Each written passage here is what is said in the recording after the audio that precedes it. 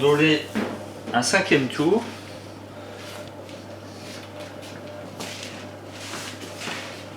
Et ensuite, on laminera jusqu'à l'obtention d'une épaisseur d'environ 4 mm pour confectionner nos galettes.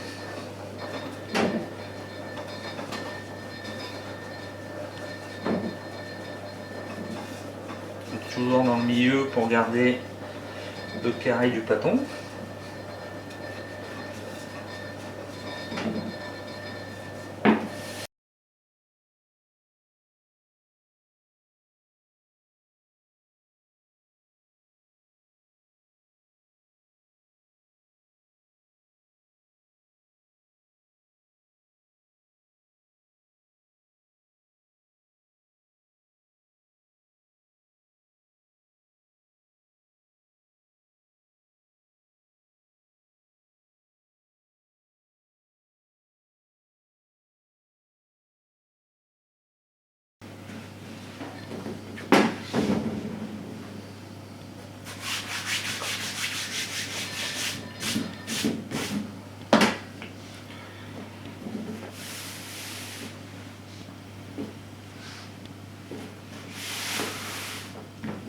Donc voilà, une fois le 5e tour réalisé, nous n'avons plus qu'à allonger la pâte à la bonne épaisseur pour découper nos galettes avec la tourtière que j'ai préparée à cet effet. Donc là, on est un petit peu près dans la largeur qu'il nous faut. On va encore élargir un petit peu.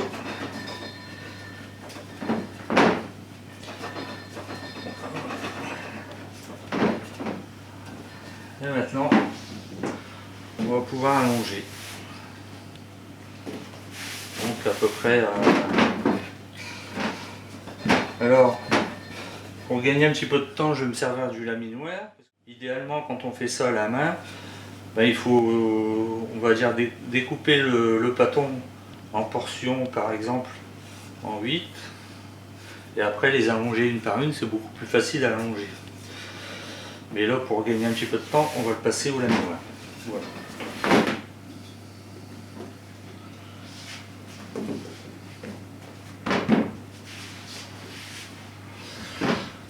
Donc voilà, comme vous voyez, au laminoir c'est quand même plus pratique. Mais bon, à la main ça va très bien également. Il suffit forcément de prendre des pièces un petit peu plus petites, ce qui permet d'avoir un peu plus de force et d'appui. Voilà. Donc une fois qu'on a la bonne épaisseur de pâte, on va pouvoir découper nos disques de pâte.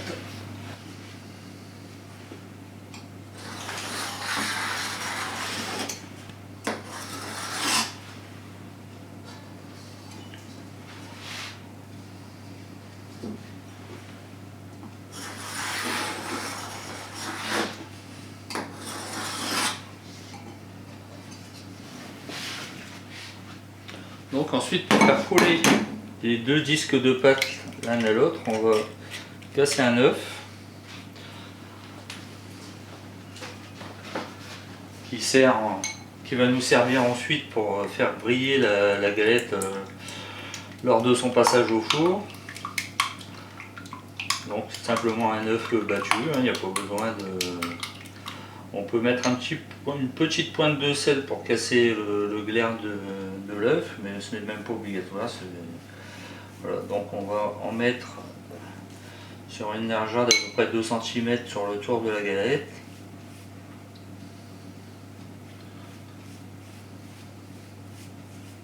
Sur un côté seulement, pas trop, parce que sinon on va dire que la dorure empêchera les deux disques de se coller correctement, ce qui fait qu'au four on risque d'avoir la frangipane qui va sortir.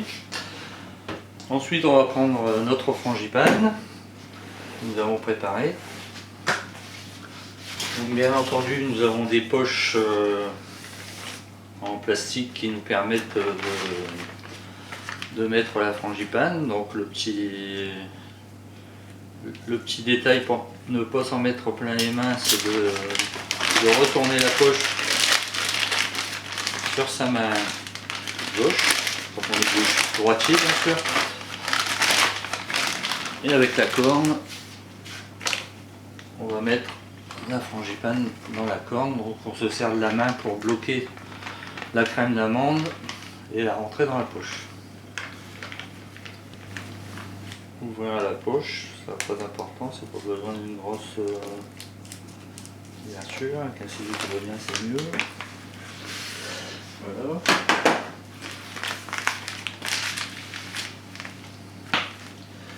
Et on met à peu près l'épaisseur d'un doigt de frangipane, après c'est... Et on part du centre et on va vers l'extérieur. Jusqu'à temps qu'on arrive à notre dorure. Faut éviter d'arriver sur la dorure parce que si on en met trop sur la dorure, lorsqu'on va refermer notre galette, la frangipane risque de glisser sur la dorure et du fait les deux disques ne seront pas bien soudés. Surtout très important, comme ce sont des galettes d'héros, ne pas oublier le sujet, la fève. Donc là on va mettre tout simplement des santons de Provence bien traditionnels. Voilà. Donc idéalement il faut la poser sur un coin. Ce qui fait que quand on coupera la galette, on ne tombera pas sur la fève. Ensuite on prend le deuxième disque et on va le retourner sur le premier. Et on vient se positionner de façon à ce qu'on soit bord à bord. Et après on a juste qu'à laisser retomber la pâte sur l'autre disque. Et après on vient appuyer avec les doigts tout le tour pour que les deux disques soient bien collés. Voilà. Ensuite, on va prendre le petit couteau pour couper tout ce qui dépasse. C'est mieux pour on va dire la qualité de l'esthétique de la galette. Et ensuite, si on veut lui donner encore que ça rende plus joli, on va prendre le couteau et sur le côté on va le vider comme ça.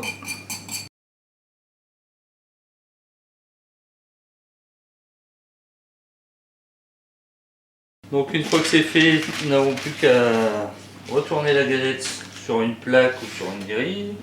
Parce que là on va le cuire dans un four ventilé, donc c'est une grille. C'est mieux. Voilà. Et maintenant on n'a plus qu'à décorer notre galette. Donc l'œuf que nous avons battu tout à l'heure, nous allons badigeonner la galette avec.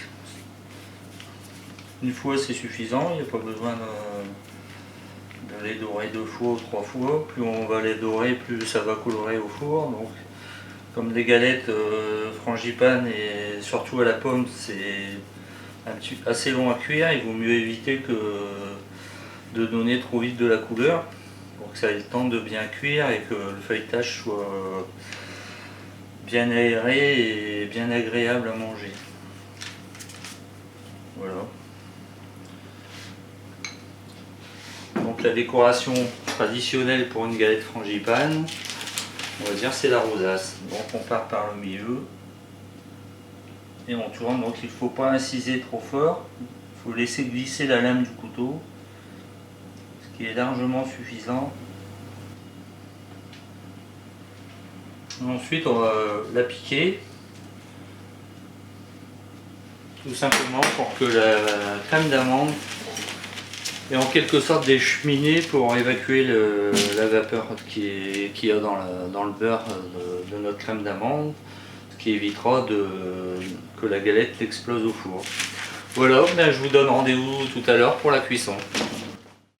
Donc après 1 heure de repos, nous allons mettre nos galettes au four. Donc j'ai préchauffé le four 200 degrés.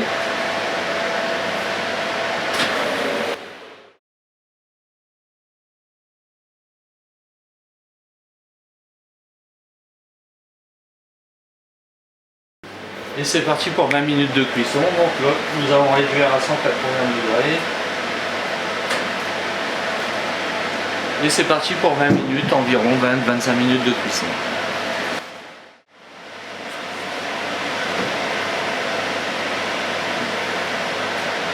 Donc voilà, après 25 minutes de cuisson, nous avons notre galette qui est cuite. Donc pour vérifier la cuisson, tout simplement, on va prendre une palette ou un couteau plat, on va glisser en dessous, on va la soulever et on va regarder la cuisson en dessous. Donc là, elle est cuite. Donc à la sortie du four, pour faire briller notre galette, nous allons lui passer avec un pinceau un sirop à trempe, c'est-à-dire c'est un sirop qu'on prépare avec de l'eau et du sucre tout simplement. On fait bouillir pendant environ 10 minutes, un quart d'heure. Donc on met moitié de sucre par rapport à l'eau. Pour 2 galettes, forcément on va pas en mettre beaucoup. Donc voilà, je vous donne rendez-vous tout à l'heure pour la dégustation.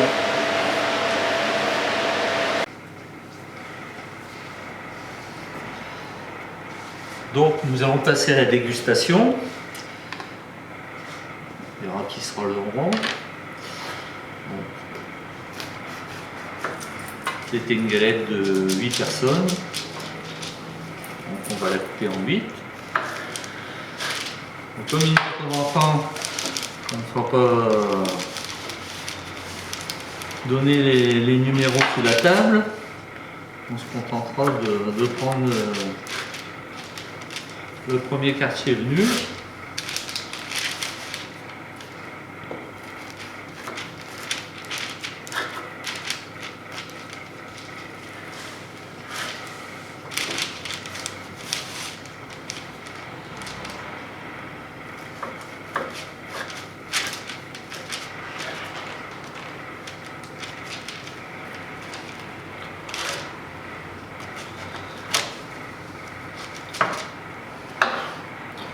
Donc, comme vous pouvez le remarquer, nous avons une galette bien fourrée,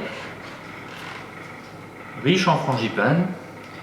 Donc nous allons passer à la dégustation maintenant. Donc, pour accompagner notre galette,